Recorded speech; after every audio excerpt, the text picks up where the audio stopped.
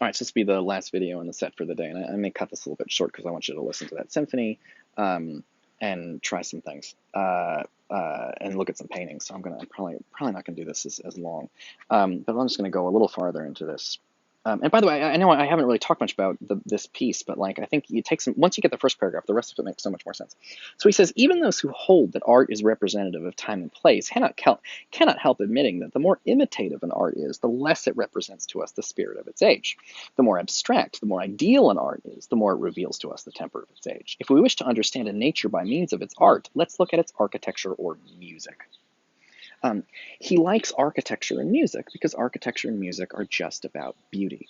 You just say, is it beautiful or is it not? Whereas if you draw a picture of a person, usually people are like, does it really look like the person? So he thinks that's actually not super representative of its age. It's just that's a guy's face. Okay, who cares? But it's art, it's music and architecture that really have these kinds of more powerful status. That's what he means by abstract. Because music, and sorry, he says, I lost it. He wants something more ideal and more abstract, not connected to reality. And he thinks art and music and architecture are better at doing that. And actually, when you talk about what people look like, he's going to talk about that in a second here. I quite agree with you there. The spirit of an age may be best expressed in the abstract ideal arts, for the spirit itself is abstract, arid, ideal.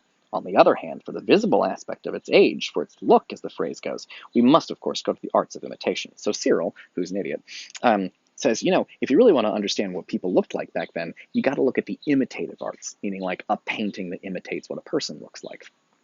Now, Oscar Wilde says, no, that's not right. You're totally wrong. And he makes a great point that cracks me up every time I read it. I think this is so funny. He says, I don't think so. After all, what the imitative arts really give us are merely the various styles of particular artists or of certain schools of artists. Surely you don't imagine that people of the Middle Age bore any resemblance at all to the figures on medieval stained glass or in medieval stone and wood carving or in medieval metalwork tapestries or illuminating manuscripts?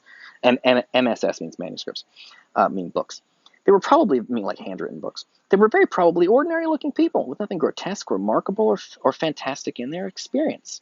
The Middle Ages, as we know them in art, are simply a definite form of style, and there's no reason at all why an artist with this style should not be produced in the 19th century. And here's one of Oscar Wilde's great sentences.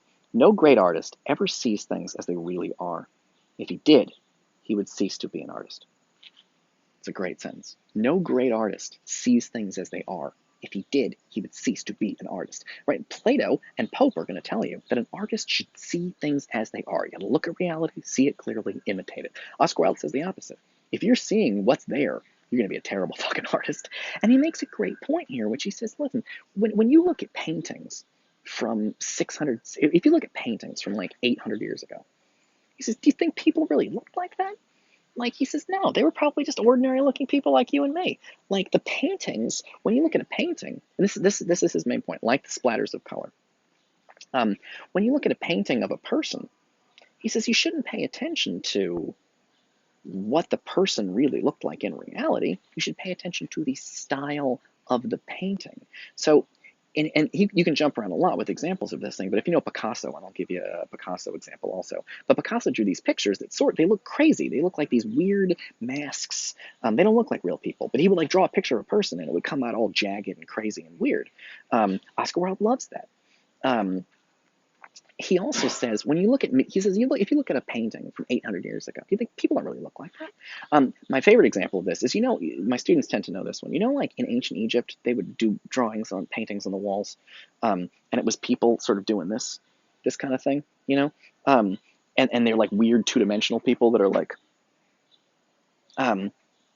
you guys don't think Egyptians really walked around like that, right? Like, they didn't all just like go to work like this, just walking like a two-dimensional video game. Like Egyptian people probably looked like, regular people, everyday people. But the style of it's a style. It's a weird style they picked to draw people in ancient Egypt. It was the style of the time. When you read comic books, people don't really look like that. Like sometimes you read comic books and people have more muscles than the human body can possibly have. It's not realistic. It's a style. It's not badly drawn. It's just interestingly drawn. They picked why? Because Oscar Wilde would say that He says, no great artist ever sees things as they are. If he did, he would cease to be an artist. Um, and this, I think, is a really important point. And I have a way of thinking about this that'll help make sense of it for you. For Oscar Wilde, if he is looking at a painting of a person, he is not interested in the person. He's interested in the painter. So for him, if I draw a picture of a person, he would, first of all, not want me to be realistic. He'd want me to make it fucking weird. And then when he looked at the painting, he would have no interest. Do you want to hear about the person I painted? He'd be like, no, no, no, no, no. I want to hear about how you did this. So for him, when you look at a painting, don't be interested in what the painting's about. Be interested in what the painter chose to do. Meaning, what did the painter put in the painting that's unique to the painter, that no other painter painted like that? That's what you want to do. So for Picasso, he may pick a person and draw it, but holy shit, it doesn't look like that person at all. And people go, oh, that's bad. Oh, he couldn't see. Oh, he had bad eyesight. Like, that's not true. He could paint realistic if he wanted to, but why did he paint weird? Because he's doing his own thing. And Oscar Wilde is interested in art that kind of does its own thing. So for Oscar Wilde, you never pay attention to what the painting's about. You pay attention to how it's made. And particularly the style. Why the artist paints something and puts a crazy colors in there? Why did he do that? Yeah, okay, cool. I think we're doing pretty good. Like I mean, this is kind of a stupid example, but almost if you look at like no, I'm not going to do that. Okay, I'm going to keep thinking about this. So for Oscar Wilde, art tells lies, and these lies are really good. The fact that that Egyptian paintings don't look like actual Egyptian people, but that's what makes the paintings interesting to look at. You're not learning about the Egyptian people, but you are learning about styles of Egyptian art. That's interesting to him. I have a bunch more examples of this, and we'll cover it next time. But I think we are now done with the 8th class. So thank you for joining me, and I will give you some things to look at and things to listen to, and I will join you back here. Cool. All right.